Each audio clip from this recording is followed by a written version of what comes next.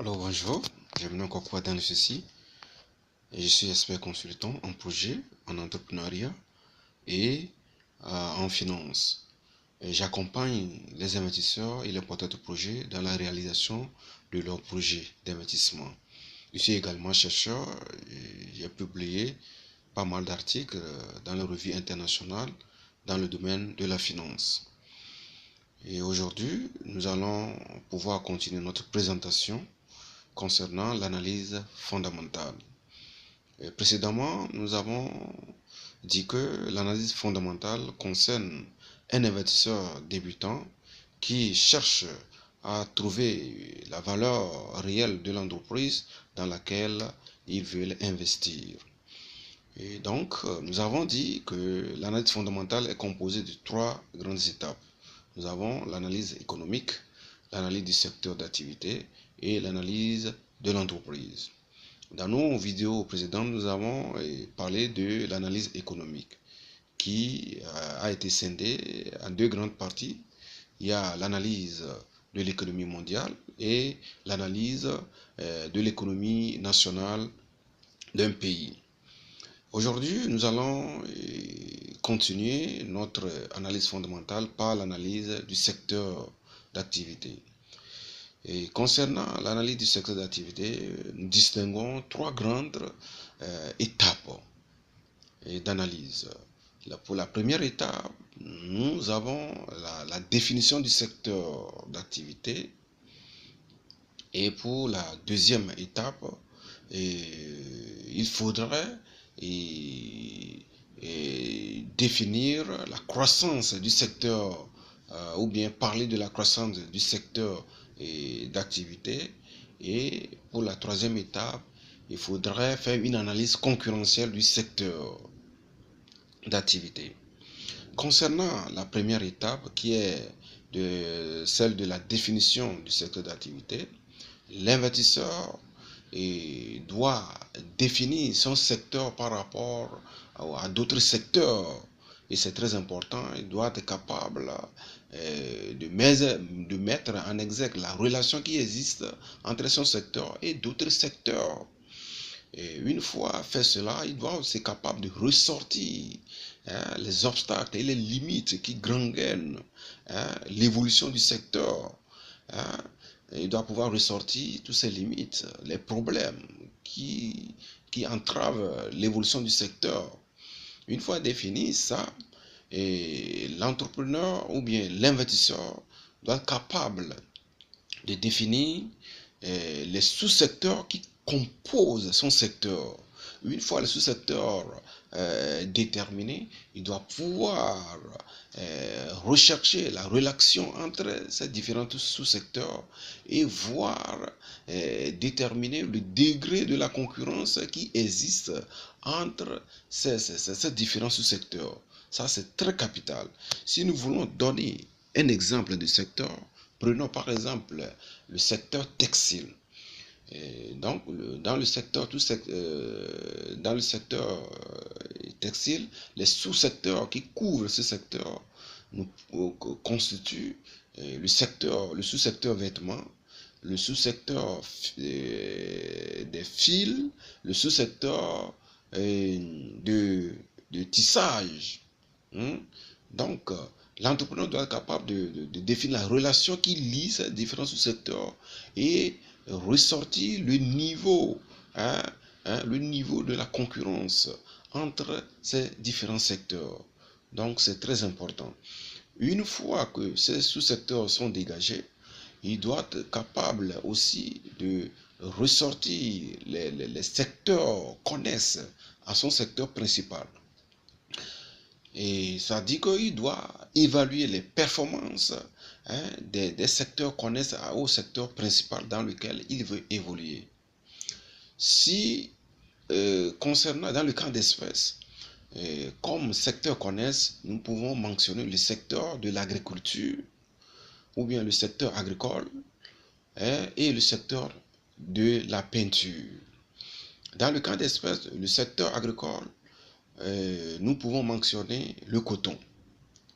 Nous savons que dans le textile, le coton constitue l'un des éléments principal, hein, et dans le secteur textile.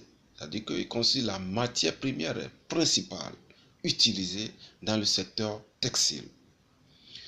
Donc, une fois les sous-secteurs ou bien les secteurs connaissent définis ou bien évalués, l'investisseur doit voir quels sont les effets de l'évolution de l'économie internationale dans son secteur ou bien dans le secteur dans lequel il pense s'évoluer.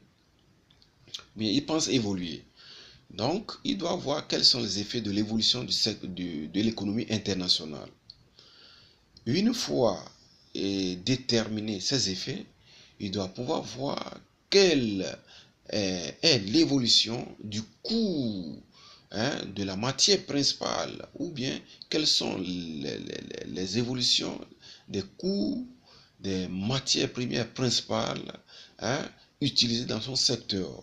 Dans notre cas d'espèce, nous pouvons mentionner que l'investisseur doit suivre le coût, hein, du coton sur les marchés internationaux. Il doit voir quels sont, hein, ou bien quel est le coût de l'évolution du coton sur les marchés ou bien sur les bourses de valeur internationales. Ça, c'est très capital. C'est un élément vraiment très crucial que l'investisseur ne doit pas négliger. Une fois suivi le cours ou bien l'évolution des cours de sa matière première ou bien de ses matières premières principales sur les marchés internationaux, il doit pouvoir aussi définir ou bien détecter les politiques gouvernementales en matière ou bien en faveur du secteur dans lequel il veut évoluer. Ça, c'est très important, les politiques gouvernementales, hein, en faveur du secteur dans lequel il veut évoluer est très important. Donc, aussi, il doit pouvoir voir ou bien déterminer ou bien trouver les incitations gouvernementales en faveur, hein, du secteur dans lequel il veut évoluer.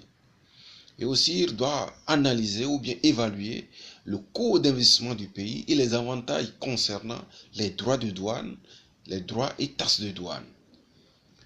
Vous savez que chaque pays détient un coût d'investissement qui constitue un élément permettant d'attirer les investisseurs tant internationaux que nationaux. Si nous prenons l'exemple des pays de l'Union économique et monétaire ouest africaine, chaque pays détient un coût d'investissement qui permet d'attirer les investisseurs. Par exemple, pour les investisseurs qui veulent investir dans la zone franche, donc il y a des avantages qui accompagnent ces investisseurs ou bien qui attirent ces investisseurs. Par exemple, il peut s'agir que un investisseur qui veut s'implanter dans tel secteur ou bien dans telle région, par exemple, pour les 5 premières années ou pour les 10 premières années, ils seront exonérés d'impôts. C'est-à-dire qu'ils ne vont pas payer d'impôts.